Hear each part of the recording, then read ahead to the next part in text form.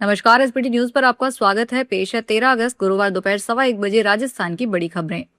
अलवर के थानाजी क्षेत्र के जोधाबाद सरकारी स्कूल में छत की पट्टी टूटकर गिर गई। हादसा उस वक्त हुआ जब बच्चे कमरे में नहीं थे, जिससे बड़ा हादसा टल गया। जर्जर घोषित होने के बावजूद भवन को अब तक ध्वस्त नहीं किया गया है। इसी जर्जर इमारत में ग्राम पंचायत कार्यालय भी चल रहा है। घटना से आक्रोशित बच्चों और अभिभावकों ने नारेबाजी कर प्रदर्शन किया और सुरक्षा की गारंटी न मिलने तक बच्चों को स्कूल न भेजने का फैसला किया है।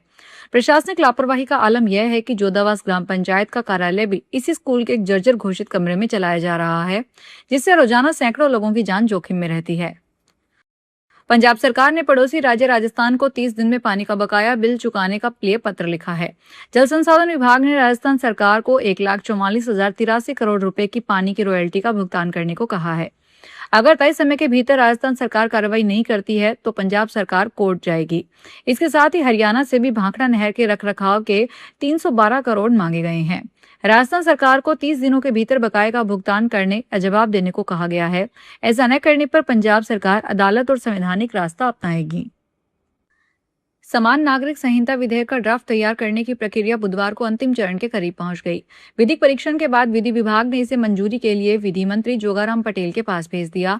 विधि मंत्री की मंजूरी के बाद विधेयक को कैबिनेट में भेजा जाएगा। बीते सप्ताह सुप्रीम कोर्ट की पूर्व न्यायाधीश रंजना प्रकाश देसाई की अध्यक्षता वाली समिति ने विधेयक का ड्राफ्ट मुख्यमंत्री भजनलाल शर्मा को सौंप दिया था, जिसे गृह विभाग ने विधिक परीक्षण के लिए विधि विभाग को भेज दिया था। भारत मौसम विज्ञान विभाग के जयपुर स्थित मौसम विज्ञान केंद्र द्वारा राज्य के कई जिलों के लिए तत्कालिक मौसम चेतावनी जारी की गई है। प्रदेश के विभिन्न हिस्सों में बादलों की गरज के साथ बारिश का दौर देखने को मिल सकता है। मौसम विभाग के अनुसार चित्तौड़गढ़, प्रतापगढ़, ब्यावर, पाली, बीकानेर, नागौर, फलोदी और संबंधित आसपास के क्षेत्र में कहीं कहीं हल्की से मध्यम मेघ गर्जन के साथ अचानक 30 से 40 किलोमीटर प्रति घंटे की रफ्तार से तेज हवाएं चलने और हल्की से मध्यम बारिश होने की प्रबल संभावना है। माता वैष्णो देवी के दर्शन के लिए जाने वाले श्रद्धालुओं के लिए रेलवे ने बड़ी राहत दी है। गुजरात, राजस्थान, पंजाब समेत पश्चिमी भारत से जम्मू कश्मीर स्थित माता वैष्णो देवी कटरा जाने वाले यात्रियों का रेल सफर अब और आसान होने जा रहा है। रेलवे बोर्ड ने साबरमती जम्मू तवी एक्सप्रेस का विस्तार श्री माता वैष्णो देवी कटरा तक करने की मंजूरी दे दी है। इस फैसले के बाद गुजरात और राजस्थान से आने वाले श्रद्धालुओं को कटरा पहुंचने के लिए अब बीच में ट्रेन बदलने या अन्य साधनों का सहारा नहीं लेना पड़ेगा। ट्रेन सीधे कटरा तक पहुंचेगी, जिससे यात्रियों का समय और अतिरिक्त खर्च दोनों बचेंगे। स्वतंत्रता दिवस के अवसर पर राजस्थान के पुलिस और कारागार विभाग के 22 अधिकारी कर्मचारियों को उनके उत्कृष्ट सेवाओं के लिए विभिन्न पदकों से सम्मानित किया जाएगा। राज्य स्तरीय स्वतंत्रता दिवस समारोह इस बार बीकानेर में आयोजित किया जाएगा, जहां इन अधिकारियों और कर्मचारियों को सम्मानित किया जाएगा। पदक पाने वालों में पुलिस विभाग के अधिकारी, कर्मचारी और कारागार विभाग के कर्मी शामिल हैं। इनमें 2 अधिकारियों को राष्ट्रपति पुलिस पदक से सम्मानित किया जाएगा, जबकि 16 पुलिस अधिकारी कर्मचारियों को पुलिस पदक प्रदान किए जाएंगे। राजस्थान में मानसून एक बार फिर सक्रिय है। धौलपुर में लगातार बारिश के कारण चंबल नदी का जलस्तर तेजी से बढ़ा है। एक दिन में नदी में करीब 30 फीट पानी बढ़ गया। चंबल अब खतरे के निशान के करीब बह रही है। नदी का जलस्तर बढ़ने से आसपास के इलाकों में भी प्रशासन की नजर बनी हुई है। वहीं बीसलपुर बांध में पानी पहुंचाने वाली त्रिवेणी नदी इस मानसून में पहली बार तेज बहाव में नजर आई। इसका गेज 3 मीटर से ऊपर पहुंच गया। त्रिवेणी के बहने से बीसलपुर बांध के जलभराव को भी फायदा मिलने की उम्मीद है। Central board of secondary education अब देश भर के विद्यालयों में स्वच्छता और पर्यावरण संरक्षण की कसौटी पर मूल्यांकन करने जा रहा है। स्वच्छ एवं हरित विद्यालय रेटिंग 2026-27 की प्रक्रिया शुरू हो चुकी है, जिसके तहत 30 सितंबर तक आवेदन किए जा सकते हैं। 6 बिंदुओं पर आधारित मूल्यांकन के बाद विद्यालयों को 1 से 5 स्टार तक की रेटिंग दी जाएगी। इसमें जल, शौचालय, साबुन से हाथ धोना, संचालन और रखरखाव, व्यवहार परिवर्तन और क्षमता निर्माण तथा मिशन लाइफ गतिविधियां शामिल है। जोधपुर पुलिस कमिश्नरेट के महामंदिर इलाके में घर के बाहर खड़ी कार में बदमाशों ने आग लगा दी। धमाके की आवाज से आसपास रहने वाले लोग भी डर गए। आग में कार पूरी जल गई। घटना आज सुबह 5 बजे के करीब की है। बताया जा रहा है कि आपसी रंजिश को लेकर प्री प्लान तरीके से कार को आग लगाई गई। बाइक सवार बदमाशों ने जैसे ही कार को आग लगाई, तेज धमाके होने लगे। पुलिस पड़ताल में 2 गुटों के बीच आपसी रंजिश का मामला बताया जा रहा है। केंद्र शासित प्रदेश लद्दाख में आज सुबह भूकंप के झटके महसूस किए गए। रिक्टर स्केल पर भूकंप की तीव्रता 5.53 मापी गई। लेह में आज सुबह 6:05 पर भूकंप आया।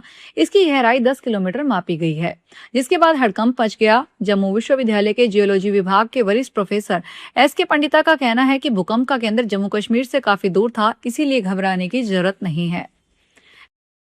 बेंगलुरु स्थित विधानसभा परिसर के अंदर मौजूद कैंटीन में कॉकरोच मिलने का मामला सामने आया है। छापेमारी के दौरान यहां खाने की प्लेटों पर कॉकरोच रेंगते पाए गए। बता दें कि इसी परिसर में कई मंत्रियों और आईएएस अफसरों के दफ्तर भी मौजूद है। छापेमारी के दौरान कैंटीन में भारी गंदगी का खुलासा हुआ। यहाँ परोसे जाने वाले खाने की प्लेटों पर ही कॉकरोच घूम रहे थे।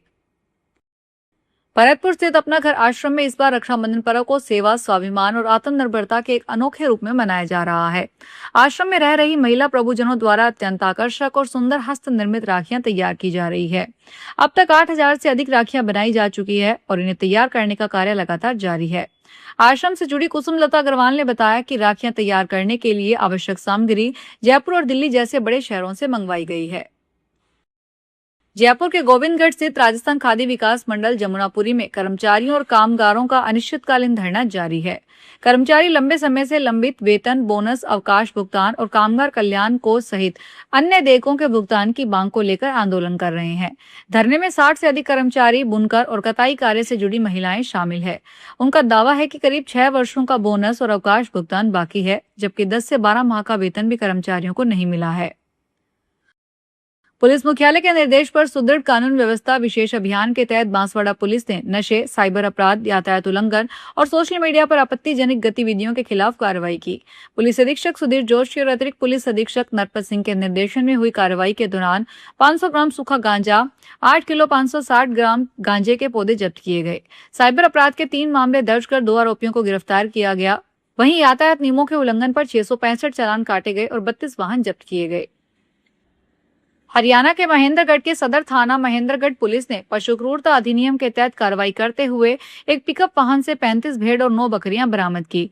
पुलिस ने 9 पशुओं को अमानवीय तरीके से ठूंस कर भरकर ले जा रहे राजस्थान के 2 अपराधियों को गिरफ्तार कर वाहन को कब्जे में ले लिया।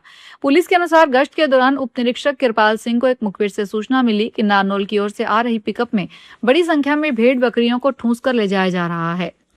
फिलहाल इस बुलेटिन में इतना ही। फिर हाजिर होंगे बड़ी खबरों के साथ।